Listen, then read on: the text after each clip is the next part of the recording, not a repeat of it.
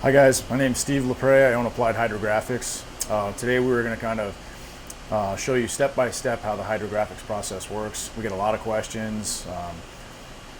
People want to know what's involved. They see a 30-second YouTube video of somebody hydro dipping something and they think that's all that goes into it. So we just kind of want to go step by step and explain the process to everybody. So we start out, we grab our stocks, we bring them in the shop, do a quick sand on them, a light sand.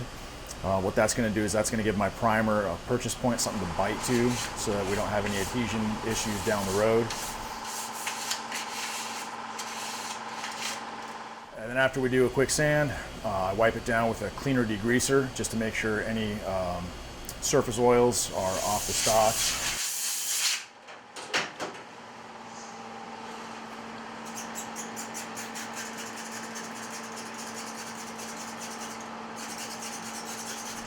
From that point then we take it into the paint booth.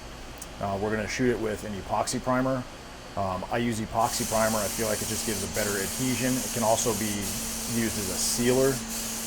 Just to me it's a better product than just a standard self-etch primer. So after we prime it, we let that dry for anywhere from 15 to 20 minutes depending on the temperature. Once we ensure that the primer's dry to touch, not tacky anymore, then we're going to hit it with our base coat. In this particular instance, we're using a Kuyu Vias film, so I have a pre-mixed base coat for that. We're going to hit it with that base coat. It's a vinyl base, dries in about 10 minutes. Once that's dry, then we're going to bring the stock out here. We're going to run tape halfway down. We're going to create a seam line all the way around the stock, half and half. So I dip it in two sides, and a lot of people ask me why I do that. It seems like it'd be easier to just dip it in one complete dip.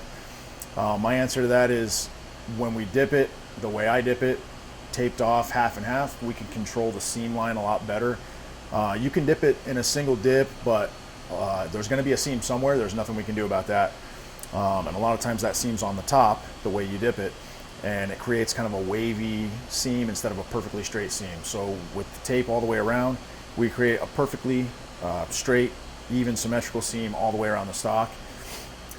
So we tape that, then we roll our film out, get our anywhere from 8 to 12 inches depending on the stock. Lay that film on the water here. Once it's on the water, then it's going to soak for about a minute depending on the temperature. I usually keep my tank anywhere from 85 to 87 degrees.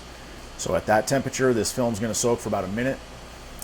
Once the timer goes off, we're going to spray it with our activator. The activator is it's a xylene thinner mix, about an 80-20 mix. And what that does is you can see when the film's on the water, it still looks kind of grainy, and then when I spray it with that activator, it's turning to liquid. So what I'm looking for to make sure that I'm not underactivated or overactivated is I'm looking down that film to make sure that it's glassed out. Make sure it's looks like you want to see your reflection in it like glass. Any spots that are kind of grainy, that's underactivated, or if it gets, it'll kind of start to build up on itself, and then that's overactivated. If I see any of that, I'm going to abandon the dip and then start over. So in this film, our film glassed out nice. So then we're going to dip it starting at one end. We go at an angle. If you go in too flat, you create surface bubbles, which when I go to rinse it will pop, and then you have holes in the film, and then that's a redip. So we go in at that angle, nice and slow, controlled all the way through. We pull it out, bring it over to the rinse tank, and then it rinses for about a minute or so, a minute and a half. And what we're doing is we're just trying to get all that excess PVA off of there. If that stuff stays on there, my clear coat won't adhere to the stock properly. So the way we know that that's off is you can run your hand down the stock and it'll feel smooth. If it still feels kind of slimy, then we know that we need to rinse longer. Then we rinse, let it dry. Once it's dry, then we're going to tape the other side, complete the exact same process over again on that other side, rinse again. Once that's dry, then we take it in the booth and we throw 2 coats of clear coat on it. We use a matte clear coat. It's an automotive grade clear coat. We also have a Nilotex additive that we put in there that kind of gives it a grainy feel to it, adds a little more grip to the stock. So being an automotive grade clear coat, I tell people durability wise, it's going to be the same finish as what's on the exterior of your vehicle.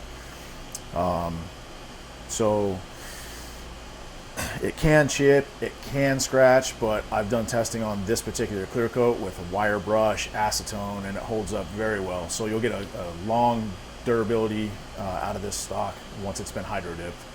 And if you guys are interested in seeing more of what we have in stock, you can go to custom.grayboe.com and you can see all the hydro dip finishes that we offer ready to ship, drop in ready.